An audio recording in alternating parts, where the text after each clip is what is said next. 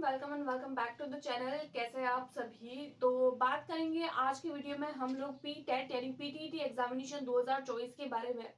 जैसा कि हम सबको पता है कि आज जो है वो 9th मई है एंड इसके जस्ट एक महीने बाद आप लोगों के पीटीईटी का एग्जाम है, यानी कि 9 जून को आप लोगों का इसका पेपर होने वाला है। 9 जून, तो बराबर हमारे पास में जो है वो एक महीना है। और इस एक महीने के अंदर हम ऐसा क्या करें कि हमारे 1 मंथ स्ट्रेटजी मैं आप लोगों के साथ में शेयर करना चाहती हूँ।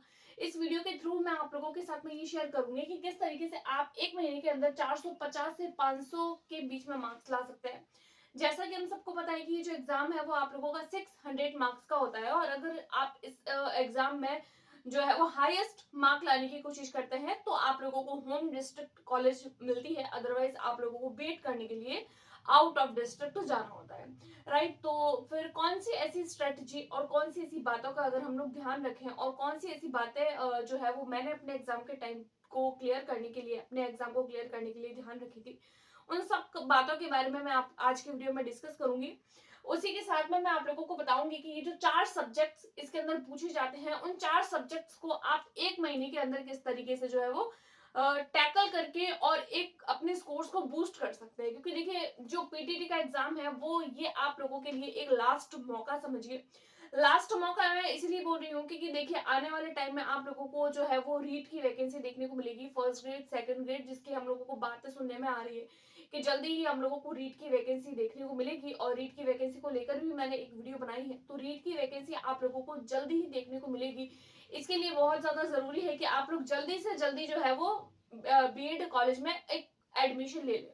तो इसके लिए आप लोगों को एक सीट होना जरूरी है एंड उसके साथ साथ में आप लोगों का होम डिस्ट्रिक्ट होना जरूरी है। तो फिर चलिए वीडियो को स्टार्ट करते हैं और बात करते हैं हमारे मेन टॉपिक पर।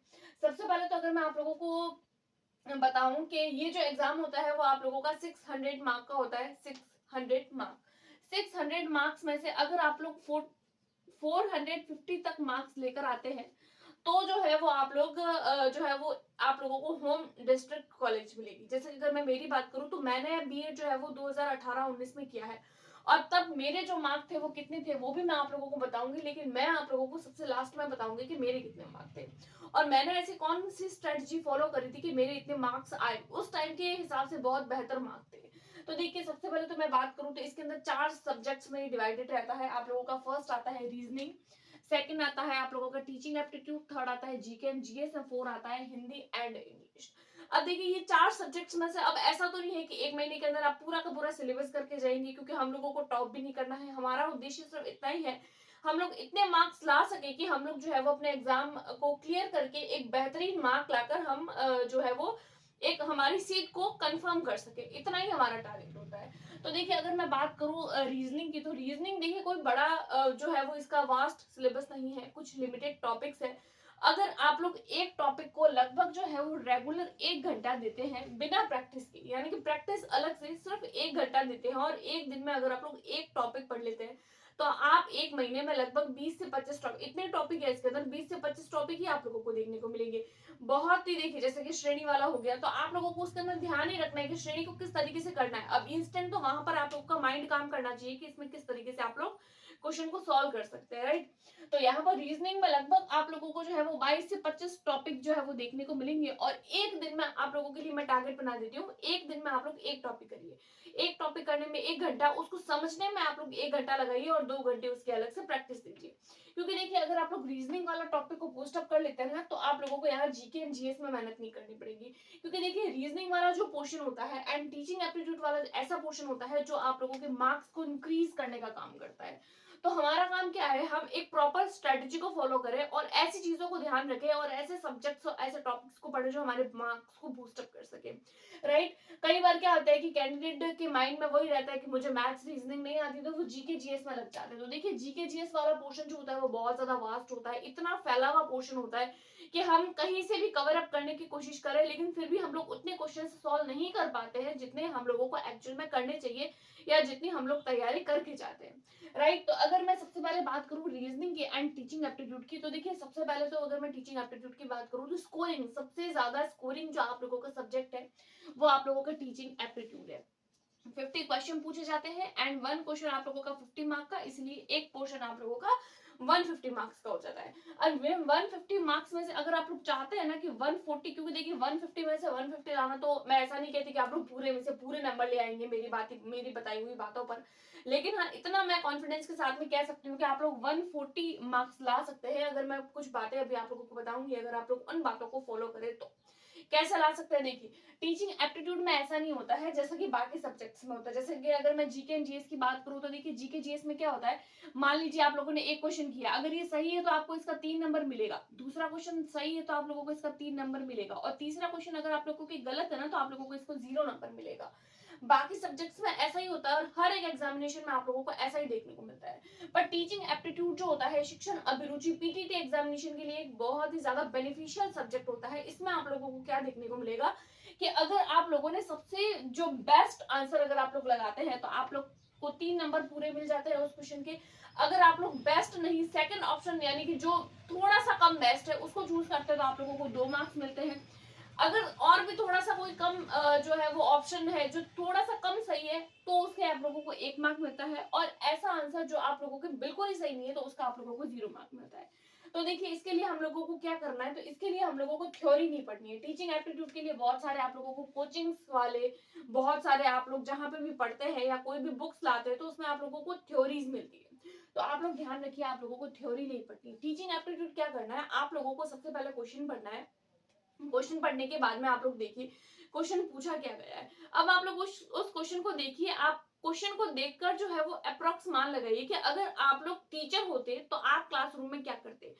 क्योंकि टीचिंग एप्टीट्यूड इसीलिए ना क्योंकि बीएड करने के बाद में आप लोगों को शिक्षक बनाया जाएगा, तो एज अ शिक्षक आप लोगों को अभी उस जगह पे स्वयं को मानना है और उसके हिसाब से जो है वो आपको आंसर एलिमिनेट करना है कि अगर आप शिक्षक होते तो आप क्या करते, अगर आपके सामने ये स्टूडेंट होता तो आप क्या करते। तो आप लोग जब चारों ऑप्शन देखेंगे ना इसके अंदर तो आप लोगों को चारों ही सही लगेंगे, लेकिन चारों तो सही नहीं हो सकते क्योंकि हम लोगों को तो ऐसा आंसर चूज करना है जो हम लोगों को 3 में से 3 नंबर दिला सके। ऐसा नहीं जो हम लोगों को 2 नंबर दिलाए या फिर जो हम लोगों को 1 नंबर के कोई सा भी टिक कर लेते हैं, 1 नंबर तो मिल ही जाएगा। 1 नंबर अगर 3 में से टीचिंग एप्टीट्यूड जैसे सब्जेक्ट में अगर हम 1 नंबर ला रहे हैं 3 नंबर में से तो हमारे मार्क्स तो ऑब्वियसली कम हो जाएंगे। तो ऐसा नहीं करना है, स्कोरिंग सब्जेक्ट है और इसके लिए आप लोगों को क्या करना है, थ्योरी तो पढ़नी नहीं है, तो करना क्या है, आप लोगों को प्रैक्टिस करनी है। सिर्फ प्रैक्टिस करिए, टीचिंग एप्टीट्यूड में थ्योरी बिल्कुल भी ना पढ़े, सिर्फ और सिर्फ प्रैक्टिस करें। जितनी ज्यादा क्वेश्चन प्रैक्टिस करेंगे उतना ज्यादा आप लोगों के मार्क्स जो है वो बूस्ट अप होंगे। और मैं भी मेरे चैनल पर हमेशा कम्युनिटी पोस्ट में teaching aptitude and GK and GS के, क्योंकि देखिए एक तो आप लोग अलग से प्रैक्टिस करते हैं और एक आप लोग जस्ट यूट्यूब पे ऐसे ही स्क्रॉल कर रहे हैं और आप लोगों को जो है वो टीचिंग एप्टीट्यूड के क्वेश्चन मिल रहे हैं, अब आप उसमें पोल कर रहे हैं तो आप लोगों का खुद का इंटरेस्ट बनेगा। तो आप लोग उसमें से देखिए, उसमें से पोल करिए। जीके जीएस भी डालती हूँ और साथ साथ में टीचिंग एप्टीट्यूड भी, और पीटीटी के लेवल का ही होता है वो टीचिंग एप्टीट्यूड। तो आप लोग प्रैक्टिस करिए। अगर आप लोग मेरे चैनल पर, मेरे चैनल के हिसाब से भी अगर आप लोग प्रैक्टिस करते हैं ना तो आप लोग बहुत अच्छे मार्क्स गेन कर सकते हैं। और पीटीटी के एग्जाम को आप लोगों की जो है वो अभी तक तो 1 महीना है।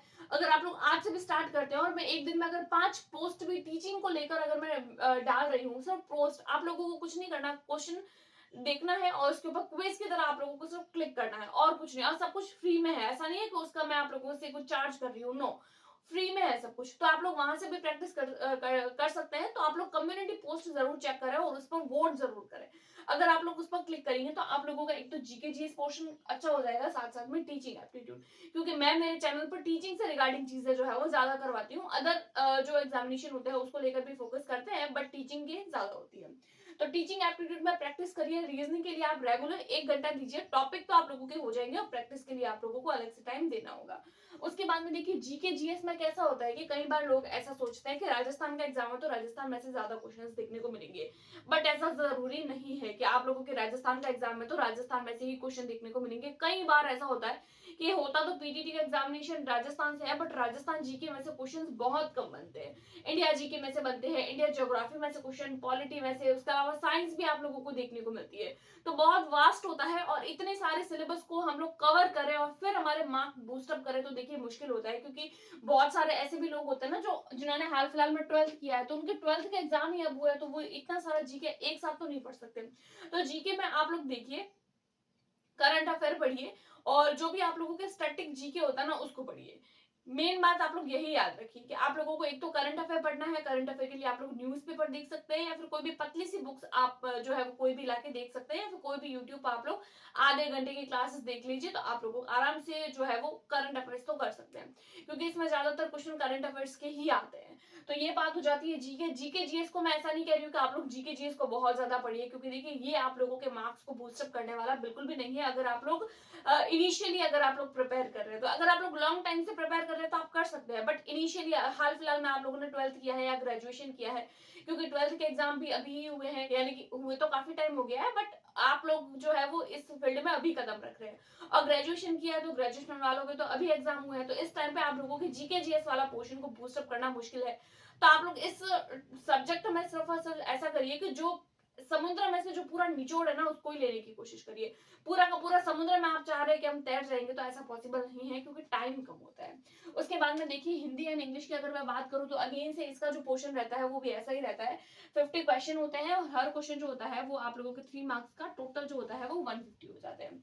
हिंदी मीडियम से है तो हिंदी सॉल्व करिए, इंग्लिश मीडियम से है तो इंग्लिश सॉल्व करिए। दोनों पेपर्स आप लोगों को सॉल्व नहीं करने होते हैं, दोनों में से कोई एक ही करना होता है। अगर हिंदी अच्छे से आती है तो हिंदी करिए, इंग्लिश अच्छे से आ रही है तो इंग्लिश करिए। मैंने मेरे एग्जाम के टाइम पे जो है वो हिंदी लिया था। हिंदी में कम से कम जो है वो 15 से 18 टॉपिक्स होते हैं, बहुत कॉमन टॉपिक्स, जैसे कि आप लोगों के समास हो गया, संधि हो गया और प्रत्यय हो गया, उपसर्ग हो गया।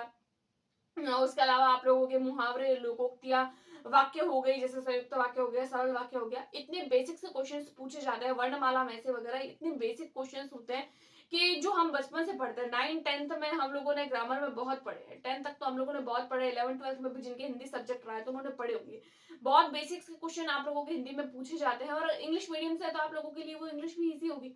हिंदी की स्पेशली बात करेंगे, हिंदी में बहुत इजी से टॉपिक होते हैं, आप लोग सिर्फ एक बार उसको अपनी नजर से हटा दीजिए।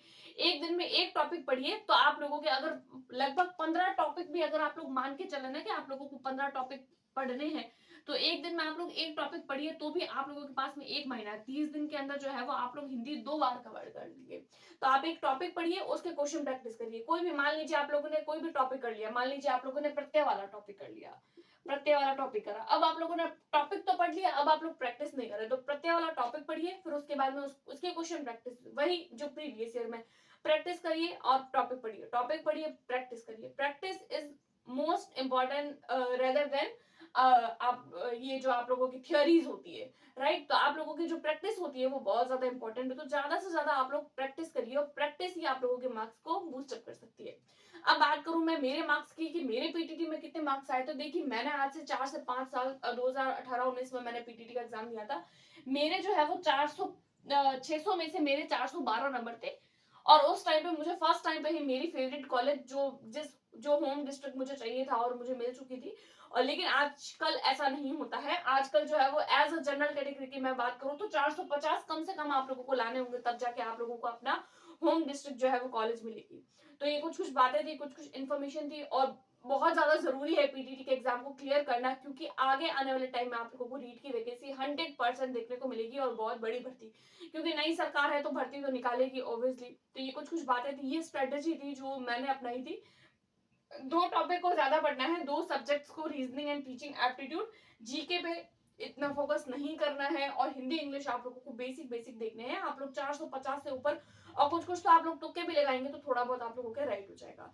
तो ये कुछ कुछ बातें थी पीटीटी के एग्जाम को क्लियर करने की, और मैंने अपनी इसी जो है वो बात को फॉलो किया था, मैंने इन्हीं बातों को फॉलो किया था, मैंने भी जीके जीएस नहीं पढ़ा था। तो ये कुछ कुछ बातें थी पीटीटी के एग्जाम को किस तरीके से क्लियर कर सकते हैं। आई होप आप लोगों को वीडियो पसंद आई होगी। अगर पसंद आई है तो चैनल को सब्सक्राइब करें, वीडियो को लाइक करें, अपने दोस्तों के साथ में शेयर करें। Thanks for watching.